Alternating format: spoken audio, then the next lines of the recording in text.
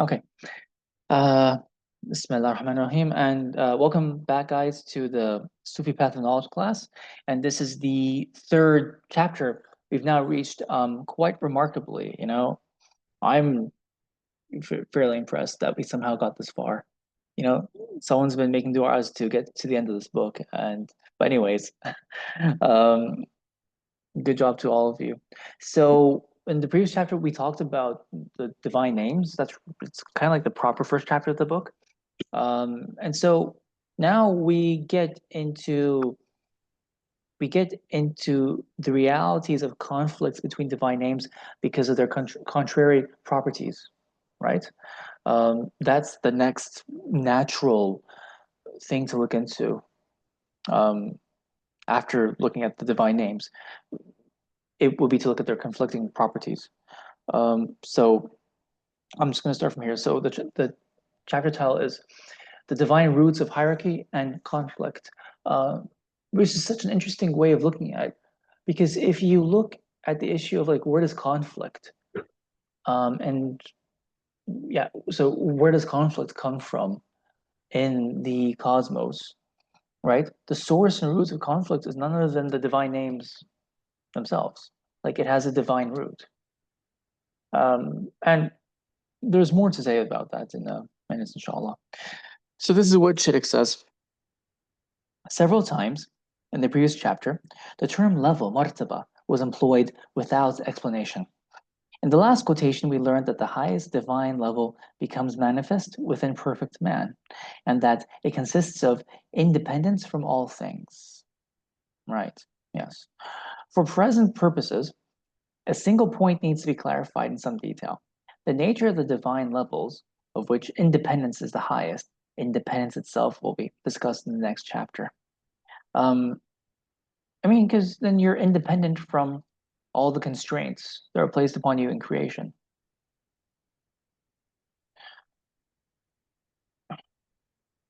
The divine levels go back to the fact that the divine names denote the essence. Every single name refers back to the essence, even though the names are diverse and many, on the one hand, and a specific reality on the other, a reality which allows us to differentiate between one name and another. The highest level pertains to the name which designates the widest and greatest of these specific realities. In other words, the highest level belongs to the name Allah, which denotes the divinity Al-Ilah, right? So Allah belongs to the martaba which is called Al-Ilah or the martaba Al-Uluhiyah. Levels lower than the divinity pertain to other names, each of which refers to a reality more limited and specific than Allah, such as knowing, Alim, powerful, Qadir, forgiving, Ghafoor, Ghafir, vengeful, Muntaqim, and so on. So Allah is actually what's called Al-Ism al-Jama'. Al-Ism al-Jama'. So it is called Al-Ism al-Jama' because it is the Ism الذي يجمع كل الأسماء تحت إحاطة هذا الاسم. It is the name that brings together all the names يجمعها الأسماء كلها under its scope, under its إحاطة, excuse me, under its إحاطة. Allah is the name that does that. The names can be ranked in degrees in terms of the scope of the realities which they designate. So in the next section, you're going to see what the word scope means because they have different rankings. And this ranking is the root, it's the asl. It is the root of every hierarchy that can be perceived in the cosmos. Many of the names exercise properties that are mutually incompatible, such as forgiving and vengeful. And these names also display their effects within the cosmos. These effects are the root of diversity and conflict. But in spite of the fact that the names yield multiplicity and contradictory properties in the universe, each of them denotes the one essence, which remains incomparable with all created things. Many of the names, in fact, denote various aspects of this incomparability, and in classifying the names into different categories, it is useful to distinguish between the names of incomparability, which is tanzih, which pertains exclusively to Allah, and the names of similarity, which is tashbih, which God shares with the creatures. So He has names that He shares with His creation, with the makhluqat, and He has names which are for Him alone. So we're gonna look into that in a minute. So this section is the first section of the chapter, the hierarchy and the names. So what's a hierarchy? The word martaba, or level, derives from the Arabic trilateral root, rataba, right? Rataba. The basic meaning of which is to be constant, firm, and motionless. Um, a martaba, or rutba, from the same root, is a locus, right? Uh, the word locus means also like a scope, like it actually means like a reach, how far something reaches, right?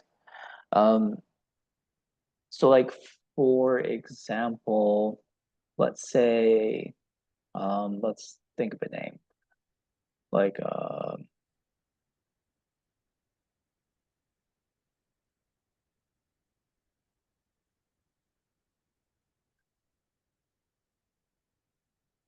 I mean like so for example, the divine name Al-Hadi, its locus, you know, reaches the mu'mineen, for example, the mu'minun. But Al-Hadi doesn't, its locus does not really pertain to for example, the kafirun or the dalun, for example, right? So its locus is for the mu'minun primarily. Um, and then, for example, the divine name al-mudil, its locus is primarily for the dalun and the kafirun, for example. Its locus is not necessarily, doesn't really extend to the mu'minun, even though they can be misguided. So locus is about how much, to what extent the divine name reaches something, right? So a martaba or rutba from the same root is a locus wherein something is fixed, hence a degree, grade, level, rank, standing, station, and class. The most common verbal noun from the root is tartib, which means to arrange or to place in degrees, grades, levels, etc., and which will usually be translated as hierarchy, as in tartib al-alam, the hierarchy of the cosmos or the world. A level becomes established in relation to other things or other levels. So it is a relationship. As we saw above, relationships pertain to non-existence. So a relationship is about umur adamiyya. Since they are not entities, they're not actual things. They can be perceived only in respect to different things or between the things and God. For example, there is a relationship between a father and his son based on the fact that the son has come into existence through the father, right? The level here is fatherhood, right? So that's the example. So if you are a father and the abun, so your martaba is ubuwiyah, right? On the one hand, and sonhood on the other hand, right? Both fatherhood and sonhood are relationships, not existent entities. Like you don't become two things because you're a father and son. The same person is the father of the child he gave birth to, and he's the son of his own father, right? Or he's the father of the son he sired. Both fatherhood and sonhood are relationships, not existent entities. Examples could be multiplied indefinitely. It is only necessary to look at two things and then rank them in respect to relationship higher and lower, larger and smaller, brighter and darker, more intense and less intense, and so on.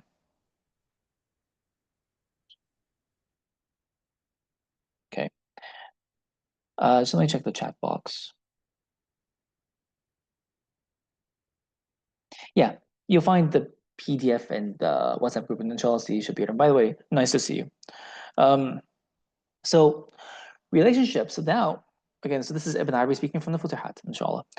Relationships pertain only to non-existence.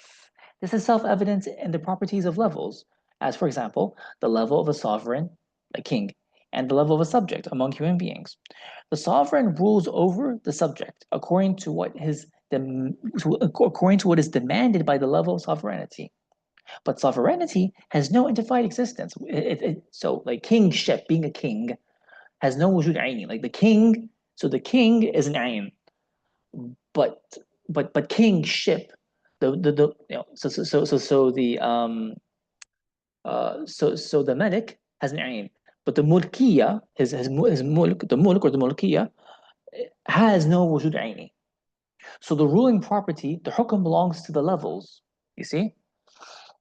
So that's interesting because like when a king or someone with great standing takes on the position and therefore takes on the name of being king, CEO, and so on and so forth, it's the martaba that grants you this mightiness, this izzah. The moment you cease to be in that martaba, the izz is taken away from you. So no one intrinsically has this martaba. It can be taken away from you very easily. That's why the martaba is not something that is wujud aini. Then the Shaykh Al-Akbar says in a different passage from the Futuhat, things are only witnessed in respect of their levels, not to their entities. For example, there is no difference between the king and his subjects in humanity. Hence, the parts of the cosmos only become distinct through the levels. Only in respect to the levels are some parts more excellent than others. This is like a real big mind blower, right? Because like in the same way, you know, if I didn't know who the king of a country was, and I saw him next to one of his subjects, and okay, let's say they're dressed the same, you can't really tell who's the king and who's the subject unless someone informs you who is the king and the subject, right? Because being a king is not intrinsic to anybody's humanity. No one is intrinsically better, at their deepest level. Like, not really. If you, even if, like, especially the awliya, you put them next to other people, you don't know who is who, not necessarily, right? Because the name belongs to the level. So again, hence the parts of the cosmos only become distinct through the levels. Only in respect to the levels are some parts more excellent than others.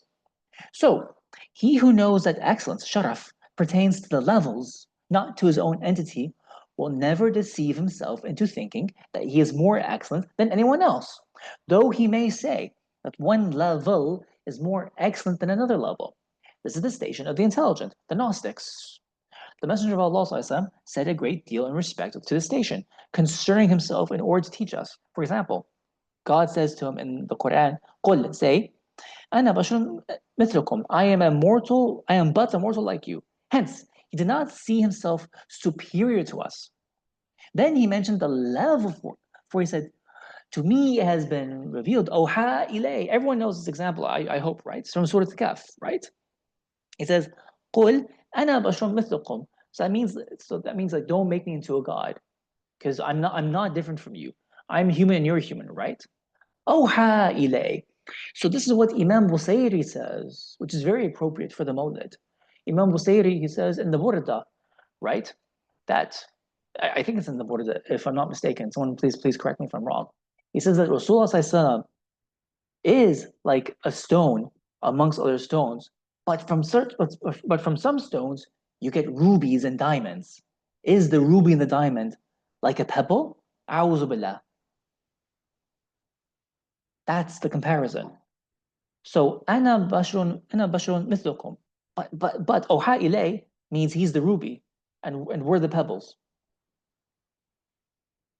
Does that make sense?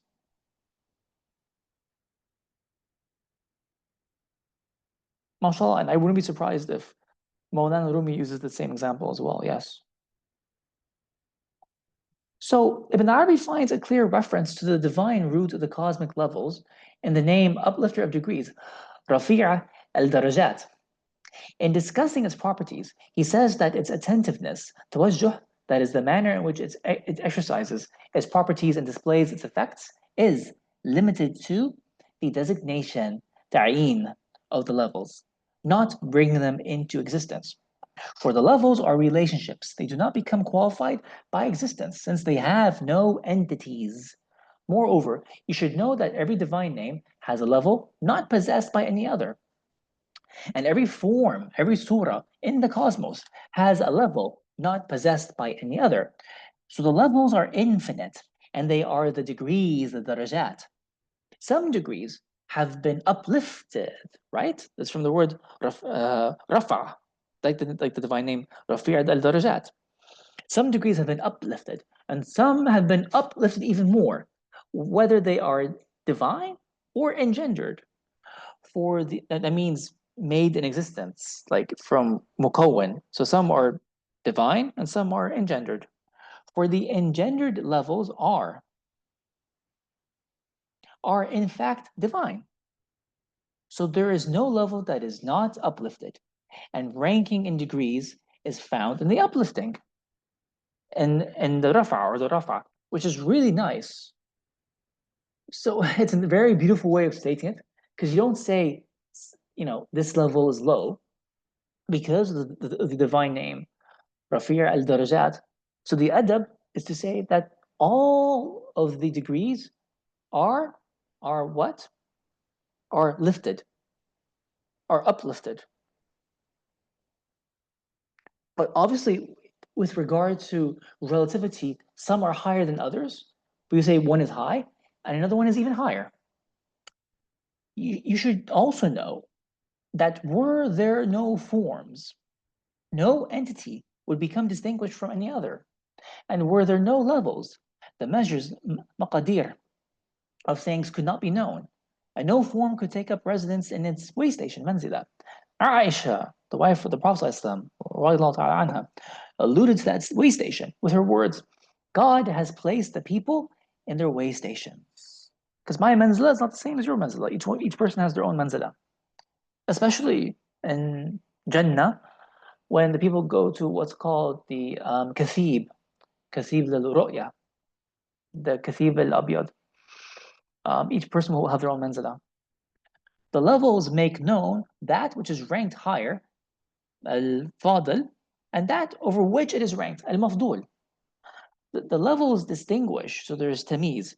The levels distinguish between God and the cosmos, and they manifest the realities of the divine names in terms of their more inclusive and less inclusive connections with the creatures. So now, this is a kalam term, ta'alluq. The term connection, ta'alluq, signifies the relationship between an attribute and its object, or a name and its effect. Thus, the mutakallimun, theologians, speak of the connection of knowledge to the known, of the ilm to the ma'lum, and desire to the object desired, and power, like qudra, to the maqdur, the object over which it is exercised, and so on. It is one of several terms the Sheikh employs to refer to the relationship between a divine name and the effects it exercises on the cosmos. He often points out that the connections, the ta'alluqat of the names, vary in scope in their hita, or inclusiveness, their umum. The connection of the name knowing to the things is more inclusive than that of powerful, since the knowing knows all things, existent or non-existent, while the powerful becomes connected only to those things which enter into existence. Hence, hence the scope of some names is greater or more inclusive. That of others is narrower, and less inclusive. Does everyone get that? What are the four mother names?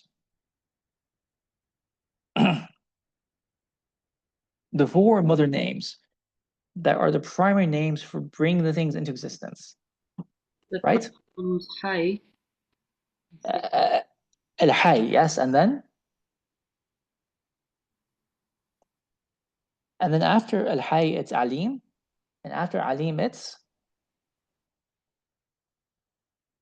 Murid, and after Murid it's Qadir, right? And it's always in that order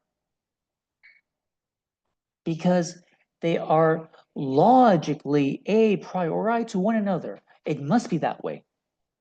You think about yourself. Look at yourself. You cannot exercise your control or power over an object without first wanting it. You have to want it, don't you? That's called will and desire. I have to first want to move a chair. I have to first want to eat an apple. I have to first want to get up and pray. Correct?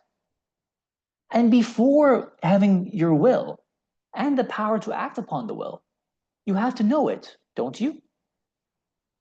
So will comes before power, and knowledge comes before will. Shouldn't knowledge come before will? Because you have to know what you're going to do. I have to know what an apple is. I have to know what the prayer is, right? And before knowledge comes what? Life, because you have to be alive to even know something. So can you see how each one is logically prior to the other? That's called scope. Life is the most encompassing name of all. Then comes knowledge, which is the most encompassing name after that. Then comes will and desire, which is less encompassing than knowledge, and power, which is less encompassing than will. So those are the four mother names. Does that make sense? All right. So then the Sheikh Al-Akbar says, the divine names that are attributed to the real have various levels in attribution. Some of them depend, waqf, which is a good word to use, depend upon others. Some of them supervise others. Muhayminiya, maybe, yeah. Muhayminiya, yeah, okay. Some of them supervise others. And some have a more inclusive connection to the cosmos and more effects within it than others. The whole cosmos is the loci of manifestation, madahir, for these divine names. When Ibn al-Arabi ranks the names in degrees, most commonly he has in view the difference in scope among the names. In the following passage, he is discussing the divine root of the fact that God is uplifter of degrees. We know that some names, whichever they might be, are uplifted above others in degrees, so that some may make use of others. We know that the degree of the alive, al-hayy, is the most tremendous degree among the names, since it is the precondition, a shart, for the existence of the names, no?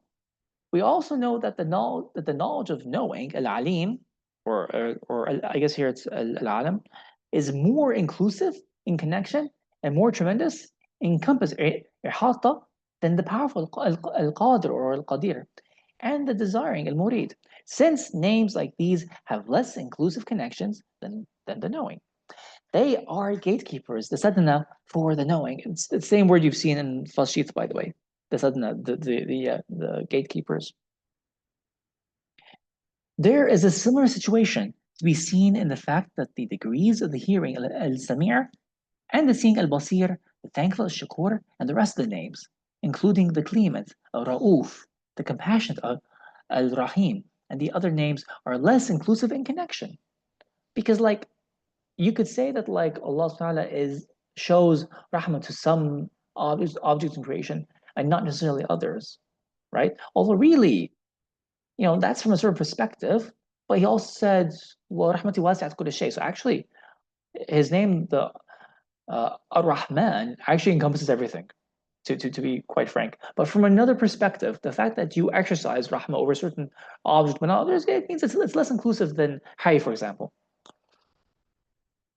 And all of them stand lower than the uh, knowing, al-alim, in degree, right? So here he makes a distinction actually between al-alim and al-alam. So this is like two different distinctions, I guess. Though Ibn al-Arabi states in the passage quoted at the end of the last chapter that the highest level is independence. Assalamu alaikum, Zanira. Elsewhere he speaks of divinity, al-uluha or al-uluhiyya, as the highest, since the two levels are in fact practically synonymous. The divinity is the highest level, and the essence stands beyond the divinity, which is to say that the essence is not the level, or rather, divinity is the level of the essence. This is a key theme in the Sheikh's metaphysics and deserves a good deal of attention. One of the reasons it is a key theme in the Sheikh's metaphysics is because you can't ever know Allah in Himself. Yes or no? You can't, right? What you are knowing is the martaba. If you ever come to know anything about Allah, you're obtaining knowledge of His martaba. You're not obtaining knowledge of the actual that, which is impossible. So divinity, it should be noted at the outset, is the verbal noun. So that means it's a masdar. So here he's calling it a masdar. Is the verbal noun connected both to the proper name Allah and to the generic name Ilah, God. Ibn al-Arabi frequently uses the latter term in discussing what it means to be a god. It will usually be translated as God with lowercase g or with capital letter when accompanied by the definite article, i.e., the God. The name Allah often has a specific technical significance, in which case it will be retained in translation. In other cases, it is merely the vaguest and most general name that can be applied to the ultimate reality, synonymous with al-haq, the real.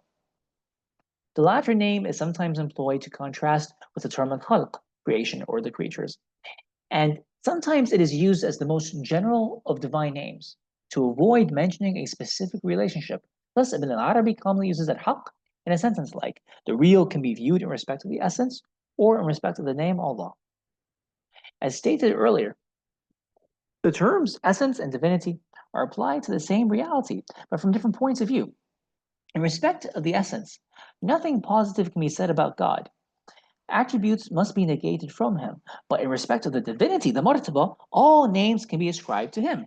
In other words, God cannot be understood in a positive, affirmative way in respect of his essence, but he can be understood so in respect of his names.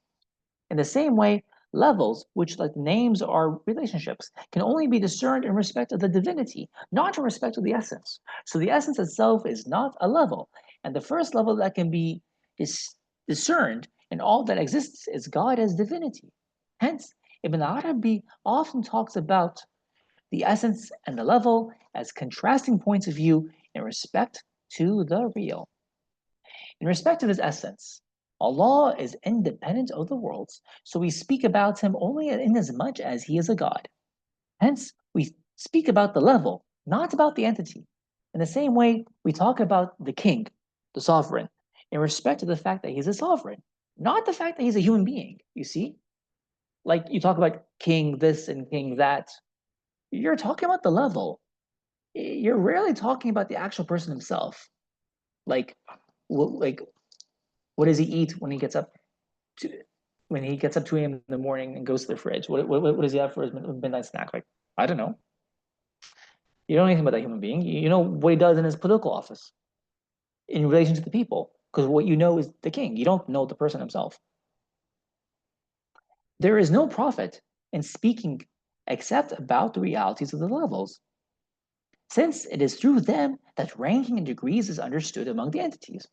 The divine names, that is, the level which is called a god, possess free disposal al tasrif and exhibit properties within those things described by them, that is, those creatures which display the effects of the names in the cosmos.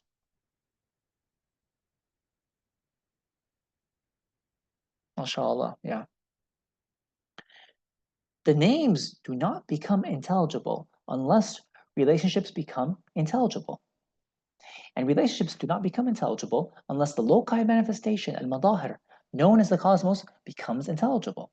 Hence, the relationships are temporally originated. They are huduths through the temporal origination of the loci of manifestation, right? So that means relationships are the nisbat. They're the nisbat. They are huduth as much as the cosmos is, because you cannot understand relationships except through the cosmos. So if the cosmos is huduth, so are relationships. So the relationships are temporally originated, and the names are subordinate tabi'ah to them, but the names have no existence through their properties, though their properties are intelligible. That which is denoted by the name Allah demands the cosmos and everything within it. So this name is like the name king or sovereign. Hence, it is a name of the level, not the essence. Is that okay so far? All right. All right. So I'll carry on then, inshallah. There are two fundamental levels: God in the cosmos, independence and poverty, or lordship, rububiyya, and servanthood, al-ubudiyya. All the other levels have to do with the various modalities that tie these two basic levels together. Know that the wisdom and hikmah in all things and in every single affair belongs to the levels, not the entities. The most tremendous azam of the levels is the divinity, while the lowest anzal of the levels is servanthood. Hence, there are only two levels, like that encompass every other level, since there's only a lord and a servant. However, the divinity possesses properties, um, every one of which requires iqtida, a level. The property may subsist through the god. Then he exerts the property upon himself. This is the property of the level exerted upon the meaning, al-ma'na. None exerts this property except the owner of the level, sahab al-martaba, the essence, since the level itself is not the existence of an entity. It is only an intelligible quality and a known relationship through which properties are exercised and which properties and which possess properties. This is one of the most marvelous of things, that the non-existent, al-ma'dum, displays effects. The property may also subsist through something that exists other than God, either as an ontological quality or as a relationship. So nothing exercises effects except the levels.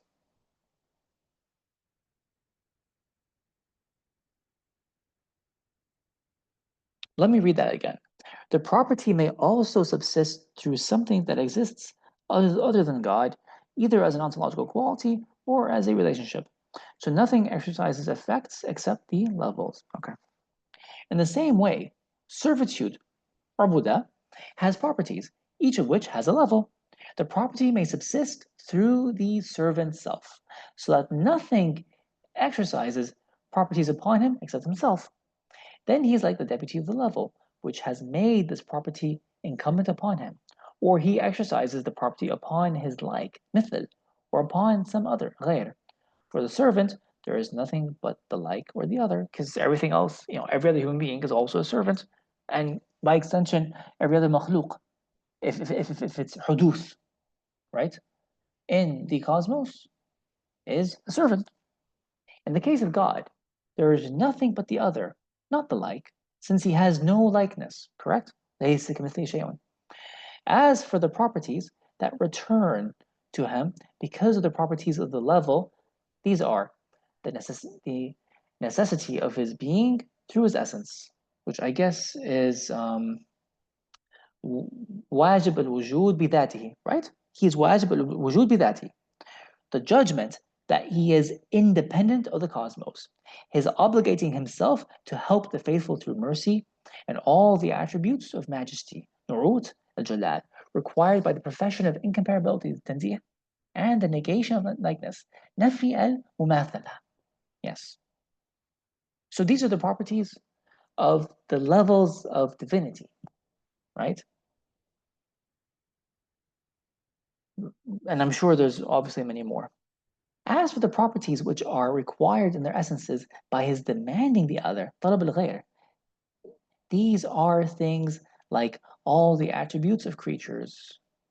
They include attributes of generosity, bountifulness, beneficence, and bestowing existence.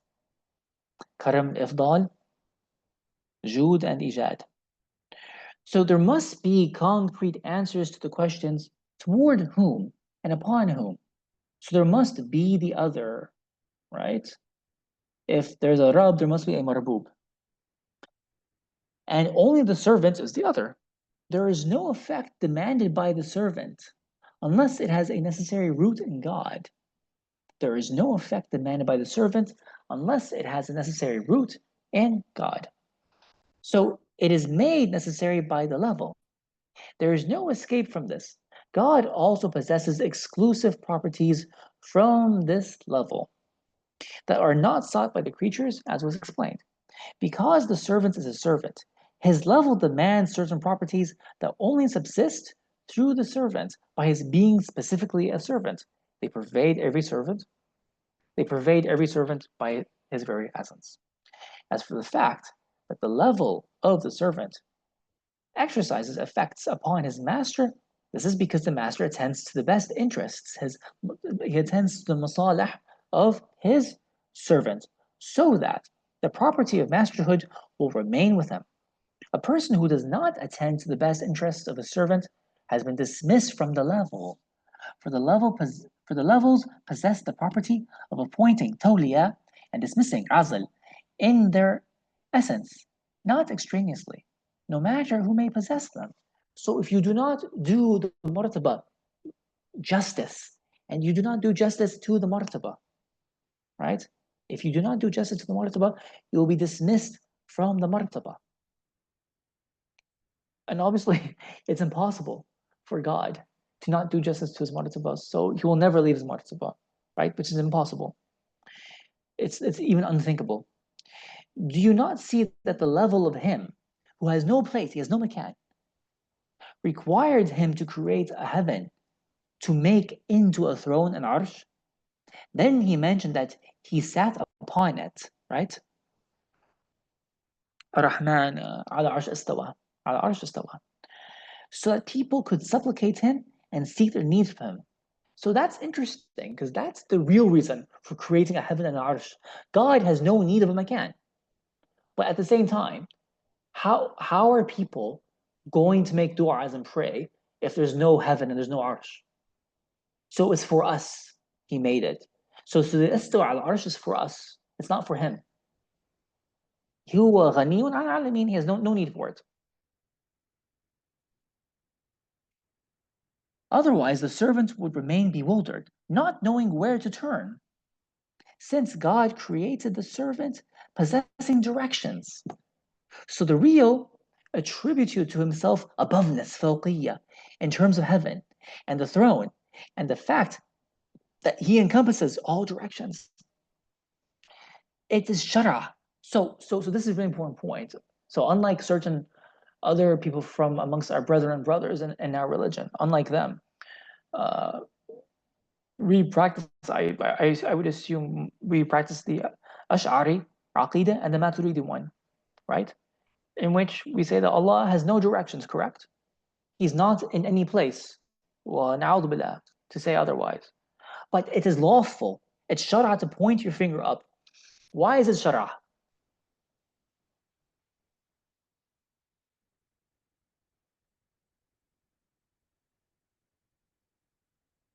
Is it because Is it because Mhm. yes, please continue. Yeah, I was saying is it because when a woman did that in front of Rasulullah sallallahu alaihi wasallam, he said, Yes. yeah, she did it right. And also in the Quran, Allah says, "Amintum man fis samai," that he's in the sky. Mm, mm. Good. Very, very good. Thanks, Zanira. Exactly. So there was a mute lady. She couldn't speak. And when Rasul asked about her faith, uh, she pointed to him, then up, to say, you are the messenger of the one who's above. You're the messenger of Allah. And he said, yeah, that's absolutely correct.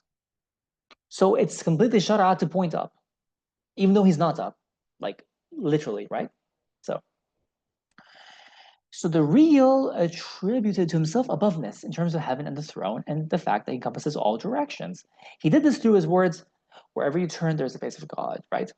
And his words, our Lord descends to the heaven of this world every night and says, is there any repenter? Is there any supplicator? Is there anyone asking for forgiveness? And as Prophet ﷺ said about him, subhanahu wa ta'ala, God is in the qibla of him who performs the prayer. So, whichever direction you're performing the prayer, Allah is in that qibla, whichever qibla you're in. All of these are properties of the levels if you have intelligence. I get scared when Sheikh Al says that because that means often I don't have intelligence when I try to figure out what he's saying. Okay. Um, if the levels were to disappear from the cosmos, the entities would have no existence whatsoever, right? So understand. And there's lots of barakah when he says so understand. So we hope like that reaches us, inshallah. Are there any questions? Now, can we go for another section or should we just leave it there? Yeah. So we can get, oh, the name's personified. That's really nice. So we can do one more page. We'll stop at the names personified. Are there any questions? All right. Can I get someone to read the section, please? Ranking in degrees.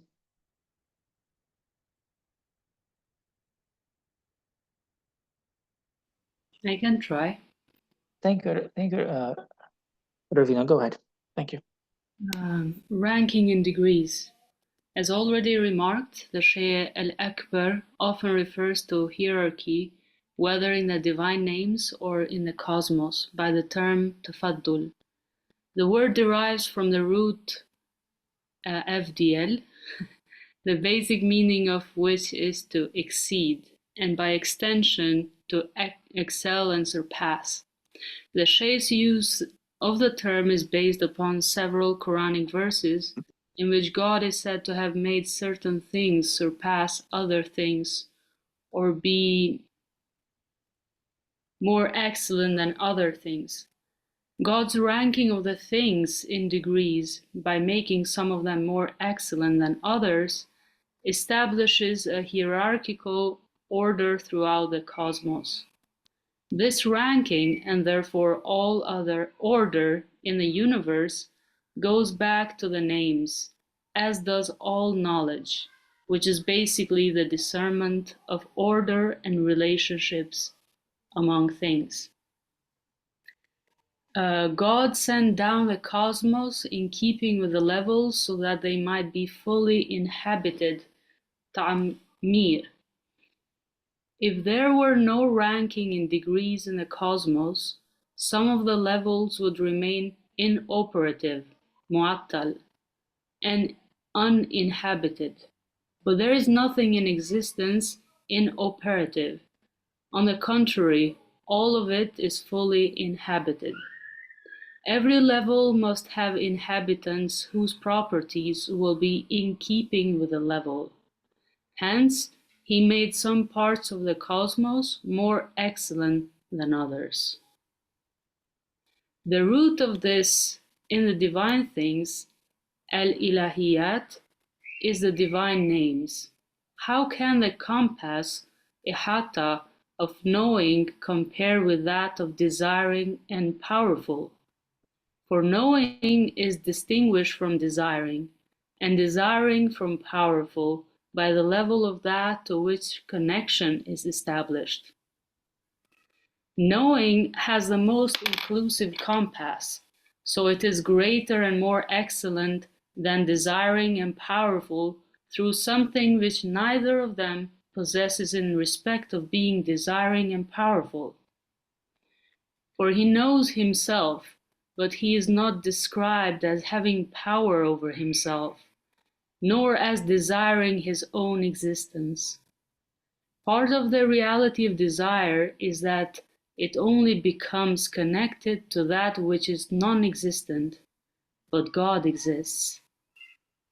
And one of the characteristics of power is that it only becomes connected to the possible thing, or that which is necessary through the other, al-wajib bil-ghayr, but he is the necessary being through himself. So, from here, ranking in degrees becomes manifest in the cosmos according to the ranking in degrees of the levels. Therefore, there must be ranking in degrees among those who inhabit the levels. Hence, there must be ranking in degrees in the cosmos. The realities of the relationships are arranged in a real hierarchy, tartib haqiqi, not one established by convention, wadia. Take for example the priority of alive, al-hayy, over knowing, the inclusion of desiring within the compass of knowing, and the inclusion of the powerful within the compass of desiring. Desiring does not undertake that which pertains to powerful, knowing does not undertake that which pertains to desiring. Alive does not undertake that which pertains to knowing. Knowing does not undertake that which pertains to a life. Desiring does not undertake that which pertains to knowing. Powerful does not undertake that which pertains to desiring. And the entity, Ein, of knowing is the entity of alive, desiring and powerful. The entity of life is the entity of knowledge, desire, and power. The entity of life is the entity of alive, knowing, desiring, and powerful, and so on with the rest. So the relationships are diverse, but the entity is one. Thank you so much. I think this will be a good place to, yeah, leave our reading and come back 2 weeks' time. Are there any questions? Yes, I have one. Sure, go ahead. There is the Hadith Qudsi that says, oh, I'm paraphrasing it. I love to know myself. I love to know myself. Hence, I created the worlds. Mm. And in this, does it mean that there is desire before knowledge in a way? Wanted love. No, because he knew, because like when you say before the cosmos is created, right? He still knew the cosmos when it was non-existent, pre-eternally. So it's the hadith because he isn't I desire to know myself. It's I desire to be known. Mm-hmm. I desire to be known by something other than me. That's the hadith Qudsi, right? And there's like a level, not a point in time, but there's like a prior level when nothing existed with Allah. Allah can ولا شيء معه. He, and the can is called harf wujudi. There's a point in time when he quote unquote was, but really it means is, and nothing is with him. So at that level, he can't be known by anything except himself. So the point of that hadith is that he existentiates a level, is responsible for, metaphorically giving birth to a level which can then know him. Thank you. Thank you. Would the name al-Haq feature in this? Of course. So all the names, including al-Haq, feature in the hierarchy, but he didn't go through the entire divine names in like explicit detail. So he has spent a little bit of time, as you've seen here, on what are called the mother names. Aisha. These are called the mother names. So that's 4 names: Al-Hay, Al-Alim, Al-Qadir, and sorry, Al-Hay, Al-Alim, and Al-Murid, and Al-Qadir. You can add to that 3 other names, so then they become the 7 primary names of existence, which is Samir, Basir, and Mutakallam. Sometimes Mutakallam is replaced with Al-Jud.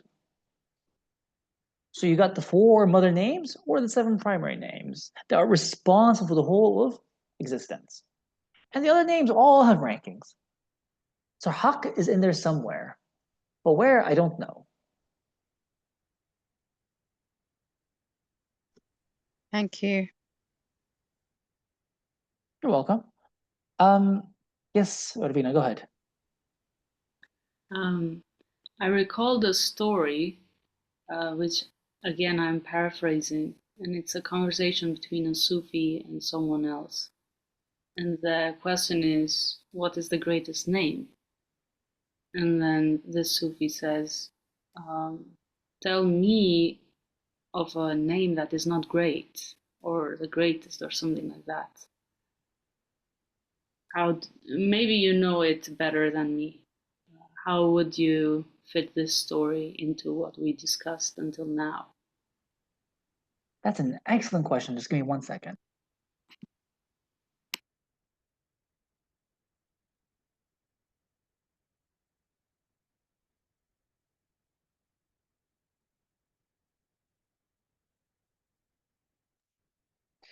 Yeah, sorry guys, can you hear me? Yes. Yeah, yeah. So that's an amazing story. So that's actually from Abu Zayd Bastami, actually. Qadsallahu sirruhu. Um, so exactly, someone said, "Yeah, Abu Zayd, please teach me the greatest name of God, the secret greatest name of God, because this is always like a big theme in the stories of the Sufis. They want to know what is the greatest name of God. So he's like, you want me to show you the greatest name of God? Show me the lesser name. حتى أريك الاسم العظم. All his names are great. You show me the lesser name. You don't even know the lesser name, so that I can show you the greater name. Because everything's relative. It's like someone who says, show me the hardest math problem in a book. And then the teacher says, you can't even do the small one. Why do you want the biggest one? Like you don't understand relativity properly, and therefore you don't understand how to value the things you're talking about. And then, as you said, Ravina, all his names are mighty. All the names are mighty. That's exactly it. Thank you. Thank you so much. Zanira, go ahead.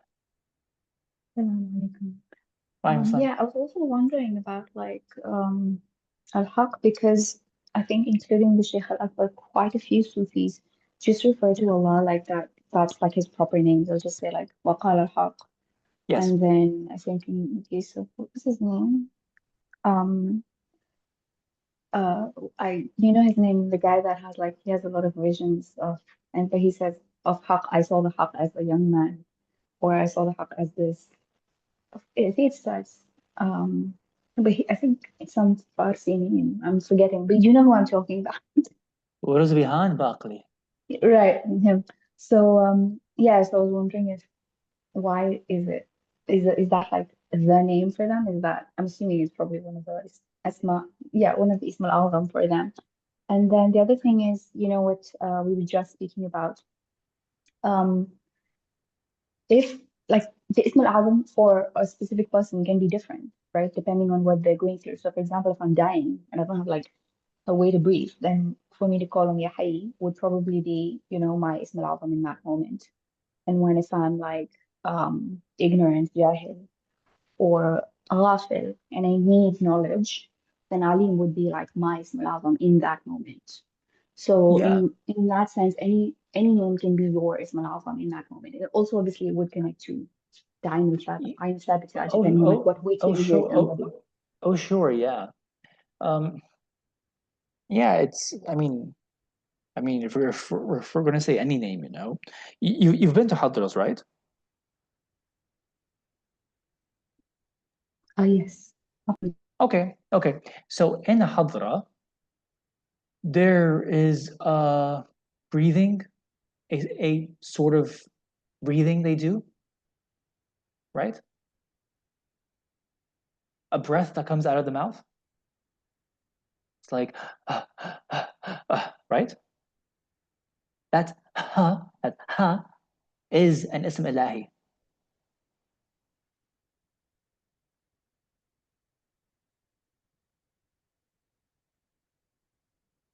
And there's another narration to the effect that the groan of a man in pain, the groan,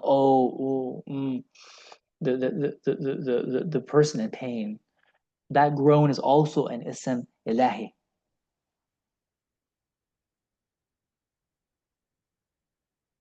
So even if you can't say any name, those are all names. Just the breathing is a name because that this is the breath is what is the foundation, is it not? That contains all the names, anyways. The same way that your breath contains all the words. Your words are composed of anything that comes from your breath. The breath is the principle of all the names.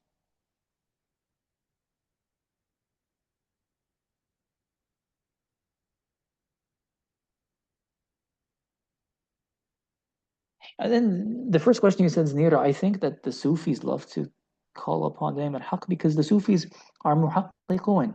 They are seekers of reality. And one of the meanings of the name al-Haq is the reality.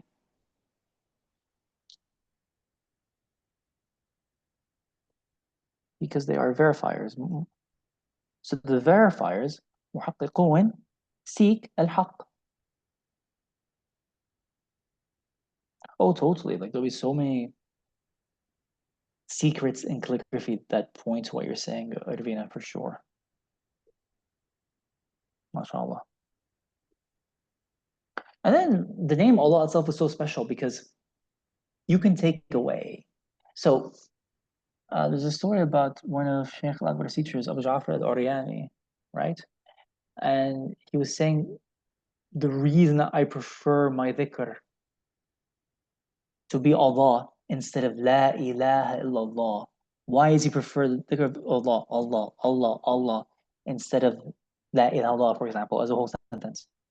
This is because if I am in a moment of concentration, intense concentration, and I am saying La ilaha illallah, but I should die in that moment. And in that moment, I'm saying La ilaha, and then my breath stops. I would die in the jungle, the wilderness of negation. Or even if I just said La. But if I'm doing the dhikr of Allah, I can die in any moment. My mouth is pronouncing the name, and it would all make sense. And it would all be valid. So with Allah, if you remove the first letter, what do you get?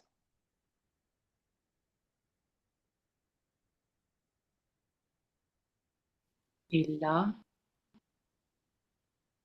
If you remove the alif, you get lillah, for God.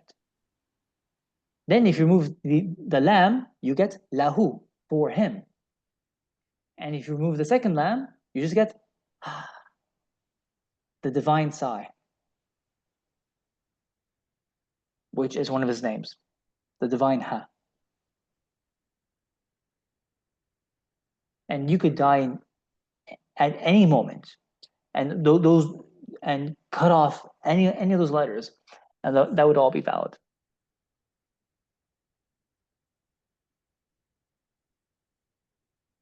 So this is a good place to stop, guys. Last question, and I'll just like stop the recording here.